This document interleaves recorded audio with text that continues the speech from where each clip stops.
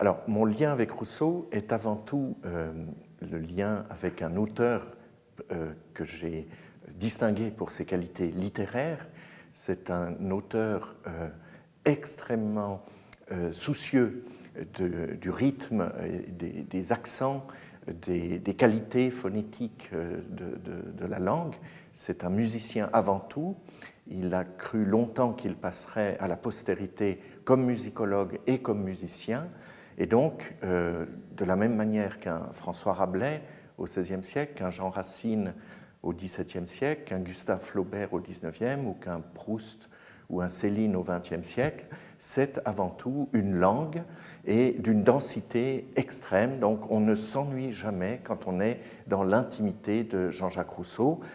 On le lit, on le relit, et c'est toujours un plaisir, comme avec un peintre de premier ordre, comme avec un musicien de premier ordre.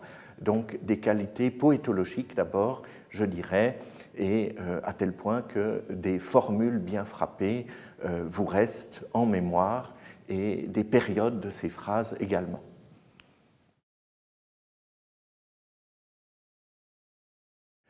Alors, Rousseau nous apporte à la fois, et c'est étonnant qu'il y ait les deux, un très fort message de liberté et un très fort message de solidarité.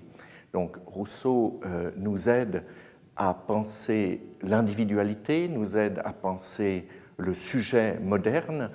Tout le monde reconnaît qu'il est fondateur sur cette question de la subjectivité, de la mémoire affective, toutes sortes d'acquis qui seront développés au siècle suivant. Mais également, et tout autant, il essaye de penser le lien social. Donc il n'est pas replié sur la solitude, il essaye de nous aider à penser la communauté. Et dans les deux cas, en nous débarrassant, en nous aidant à penser cette singularité du sujet et cette beauté du lien social, en nous débarrassant des scories qui sont venues progressivement avec le développement civilisationnel s'ajouter et enlaidir, que ce soit le sujet humain ou la communauté. Donc Rousseau est un formidable facteur d'espérance. Il nous aide à penser le sujet comme le lien social, et ceci à la fois sans avoir la peur religieuse, il n'a pas besoin du péché originel, mais également il nous aide à ne pas plonger dans le matérialisme ou l'athéisme qui serait pour certains à son époque le pôle opposé à la dévotion superstitieuse dont on ne veut plus. Donc un penseur formidablement optimiste, mais qui nous demande de constater d'abord un certain nombre de laideurs qui sont venus malheureusement porter de l'ombre sur la lumière du monde.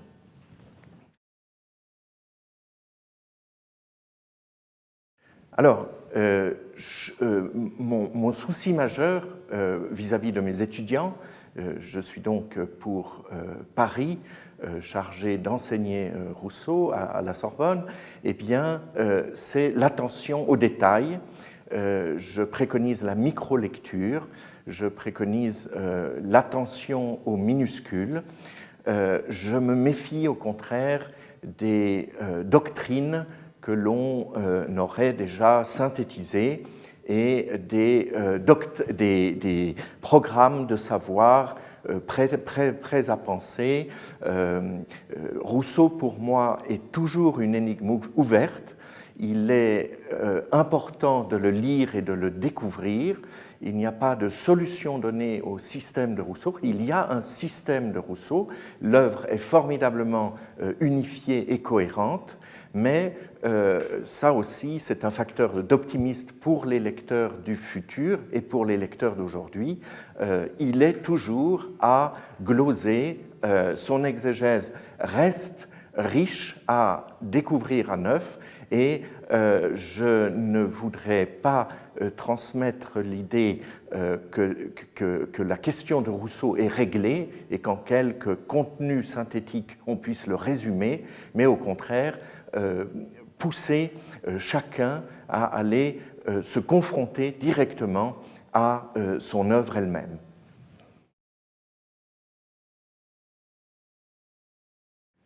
Alors, 2012 est, comme toute commémoration, une occasion de redépoussiérer, de redécouvrir un grand penseur. C'est un grand penseur d'actualité, c'est un penseur important pour notre civilisation, pour l'Europe, pour le genre humain. Accidentellement, il est de Genève, donc Genève appartient à l'Europe, Genève appartient au genre humain, Genève appartient au monde. C'est une occasion formidable pour les Genevois, pour chaque citoyen, de découvrir, de redécouvrir l'œuvre de Rousseau sous ses multiples facettes. C'est un esprit qui s'est exprimé dans des domaines incroyablement différents, sans mettre en péril l'unité de sa recherche et des enjeux de sa pensée.